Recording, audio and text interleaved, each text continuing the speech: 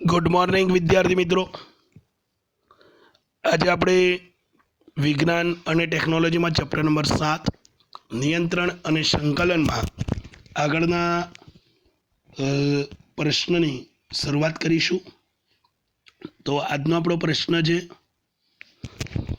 બરાબર સમજો કે લડવાની કે દોડવાની ક્રિયાની સ્થિતિમાં કયો અંતઃસ્ત્રાવ સ્ત્રવે છે, શરીરમાં તેની અસર આપણે લખવાની છે। શરીરમાં તેની શું લખવાની છે? અસર લખવાની છે કે લડવાની કે દોડવાની ક્રિયાની સ્થિતિમાં કયો અંતઃસ્ત્રાવ સ્ત્રવે છે તેની અસરો આપણે લખવાની છે। એટલે અહીંયાથી આપણે નવા ટોપિકની શરૂઆત કરીએ છીએ। પ્રાણીઓમાં અંતઃસ્ત્રાવ, એમાં પહેલો સવાલ છે, તો શરીર જ્યારે લડવાની કે દોડવાની ક્રિયાની સ્થિતિમાં હોય ત્યારે એડ્રિનલ ગ્રંથિમાંથી એડ્રીનાલિન, બરાબર સમજો, એડ્રીનાલિન અંતઃસ્ત્રાવ સ્ત્રવે છે, જે આપણે તમને અહીંયા દેખાતો હશે।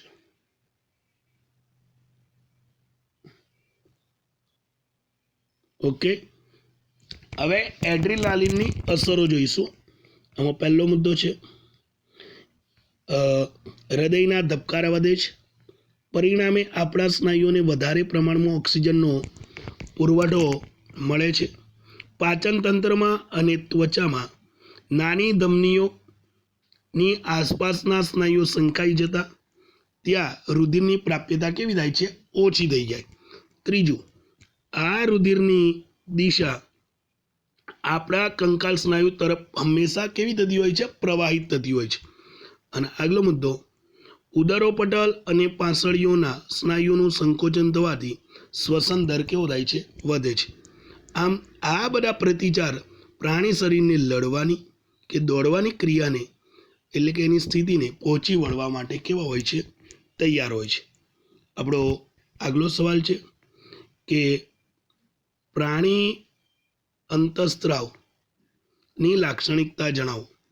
પ્રાણીઓના અંતઃસ્ત્રાવની શું જણાવવાનું છે? લાક્ષણિકતાઓ। તેમાં જોઈશું, તે ચોક્કસ અંતઃસ્ત્રાવી ગ્રંથિમાંથી સ્ત્રાવ પામતા ચોક્કસ રાસાયણિક શું હોય છે દીકરાઓ? સંયોજન હોય છે। બીજું, તે રાસાયણિક શું હોય છે? સંદેશાવાહક। તે ચોક્કસ લક્ષ્ય, એનું જે લક્ષ્ય કોષો હોય ત્યાં પેશી કે અંગો તરફ તેની હંમેશા શું દર્શાવતો હોય છે? અસર દર્શાવે છે। તે રુધિર દ્વારા વહન પામે છે। અને છેલ્લું, તે ખૂબ જ અલ્પ માત્રામાં સ્ત્રવે છે। તેનો વધારે સ્ત્રાવ કે ઉણપ ચોક્કસ અનિયમિતતા અને શું સર્જે છે? ખામી સર્જતો હોય છે। ઓકે, દરેકને આ બંને સવાલમાં ખબર પડી જશે। હવે આપણે આગળના સવાલ જવાબ વિશે જોઈશું। મનુષ્યમાં વૃદ્ધિ સાથે સંલગ્ન અંતઃસ્ત્રાવો સમજાવો। મનુષ્યમાં એની વૃદ્ધિ સાથે જે સંલગ્ન અંતઃસ્ત્રાવો છે તેના વિશે આપણે જણાવવાનું છે। તો મનુષ્યના વૃદ્ધિ સાથે સંલગ્ન અંતઃસ્ત્રાવ, એક વૃદ્ધિ અંતઃસ્ત્રાવ અને બીજો છે થાઇરોક્સિન। હવે વૃદ્ધિ અંતઃસ્ત્રાવને આપણે જોઈએ, જેને કહેવામાં આવે છે ગ્રોથ હોર્મોન। શું કહેવામાં આવે છે? ગ્રોથ હોર્મોન, જે પિચ્યુટરી દેખાતું હશે તમને અહીંયા, પિચ્યુટરી ગ્રંથિમાંથી સ્ત્રવે છે, જે શરીરને વૃદ્ધિ અને શું આપે છે? વિકાસને નિયંત્રિત કરતું હોય છે। પિચ્યુટરી ગ્રંથિમાંથી જે અંતઃસ્ત્રાવ સ્ત્રવે છે તે તેની વૃદ્ધિ અને વિકાસને શું કરે છે? નિયંત્રિત કરે છે। બીજો આવે છે થાઇરોક્સિન, જે તમારે અહીંયાથી જોવા મળે છે। તો તે થાઇરોઇડ ગ્રંથિમાંથી સ્ત્રવે છે। તેના સંશ્લેષણ માટે આયોડિન ખૂબ જ જરૂરી છે। તેમજ કાર્બોદિત, પ્રોટીન અને ચરબીના ચયાપચયનું પણ શું કરે છે? નિયંત્રિત કરે છે। તે શરીરની સંતુલિત વૃદ્ધિ માટે પણ કેવો છે? જરૂરી છે। આગળનો સવાલ કે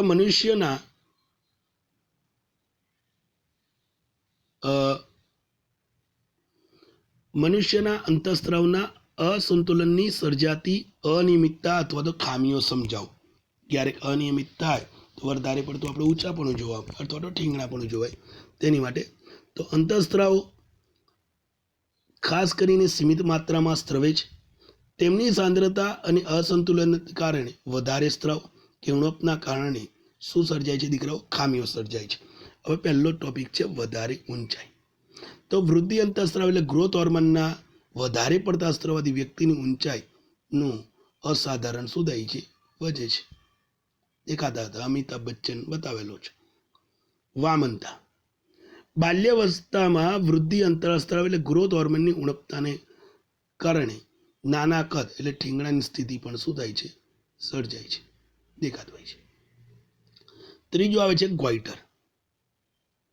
આપણા આહારમાં જો જ્યારે આયોડિનની ઉણપ એટલે કે થાઇરોક્સિનના સંશ્લેષણને અસર કરે છે, જેને શું કહેવામાં આવે છે? ગોઈટર. જે અહીંયા દેખાતી હશે ગળામાં શું થઈ છે? ગાંઠ. અને થાઇરોઇડ ગ્રંથિના કદમાં અસાધારણ વધારાને કારણે ફૂલેલી આપણને શું જોવા મળે છે? ગરદન જોવા મળે છે. ચોથું કારણ આવે છે મધુપ્રમેહ. તો જ્યારે ઇન્સ્યુલિનનું સ્ત્રાવ પૂરતા પ્રમાણમાં ન થાય તો રુધિરમાં શર્કરાનું સ્તર શું થઈ જાય છે? વધી જાય. જે આપણે ઉદાહરણો પટલની અંદર જોવા મળે. અને તેના કારણે મધુપ્રમેહ, જેને આપણે કહીએ છીએ ડાયાબિટીસ નામના રોગની શરૂઆત થતી હોય છે. દરેક વિદ્યાર્થીઓ બરાબર આ સવાલ જોવાનો, સમજવાનો અને તૈયાર કરવાનો છે. હવે આપણે આગળનો સવાલ જોઈશું. બરાબર સમજી લેજો.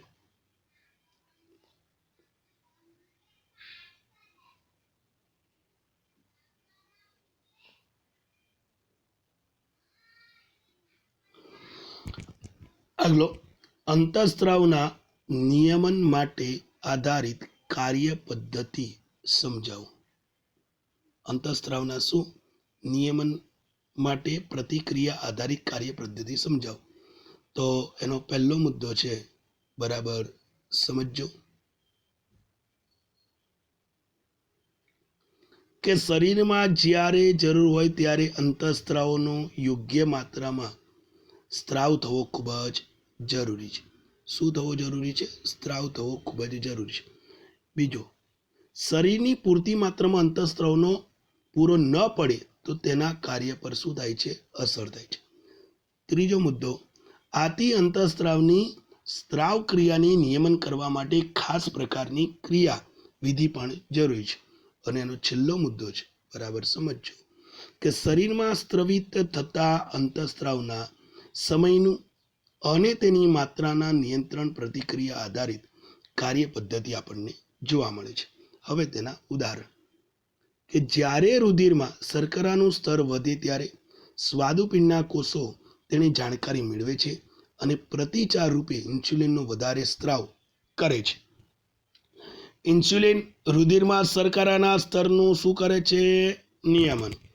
અને છેલ્લો મુદ્દો, કે જ્યારે રુધિરમાં શર્કરાનું સ્તર ઘટી જાય ત્યારે ઇન્સ્યુલિનનો સ્ત્રાવ કેવો થઈ જાય છે? ઓછો થઈ જાય છે. હવે આપણે આવે છે આકૃતિમાં દર્શાવેલી અંતઃસ્ત્રાવી ગ્રંથિઓનું આપણે ચર્ચા કરવાની છે,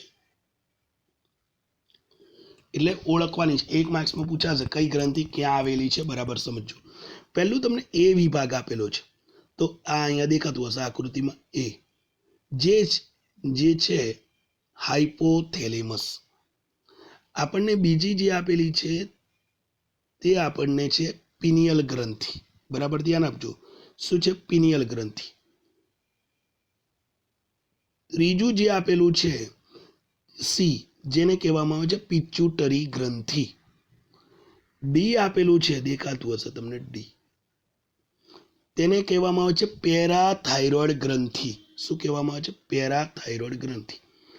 આગળનું જોઈએ ઈ જે આપેલું છે તેને કહેવામાં આવે છે થાઇરોઇડ ગ્રંથિ. હમણાં આપણે જોયેલી તે. એફ જે આપણને આપેલી છે તે, એને કહેવામાં આવે છે થાઇમસ ગ્રંથિ. ત્યાર પછી આવે છે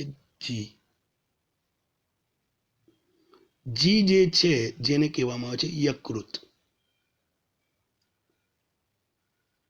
એચ આવેલું છે તેને કહેવામાં આવે છે એડ્રીનલ ગ્રંથિ. ત્યાર પછી આઈ આવેલું છે તેને કહેવામાં આવે છે મૂત્રપિંડ. ત્યારબાદ જેને કહેવામાં આવે છે સ્વાદુપિંડ. ત્યારબાદ કે જે સ્ત્રીઓમાં જોવા મળે જેને કહેવામાં આવે છે અંડપિંડ, સ્ત્રીમાં આવેલું હોય. ત્યારબાદ એલ જે ગર્ભાશય હંમેશા સ્ત્રીમાં જોવા મળે. અને છેલ્લું એમ જે છે તેને કહેવામાં આવે છે શુક્રપિંડ, જે હંમેશા ક્યાં જોવા મળે દીકરાઓ? પુરુષમાં જ જોવા મળે. અહીંયા દરેક ગ્રંથિ ક્યાં આવેલી છે સમજવાનું છે, તૈયાર કરવાનું છે. આકૃતિ વ્યવસ્થિત દોરવાની અને પેન્સિલથી જ દોરવાની છે.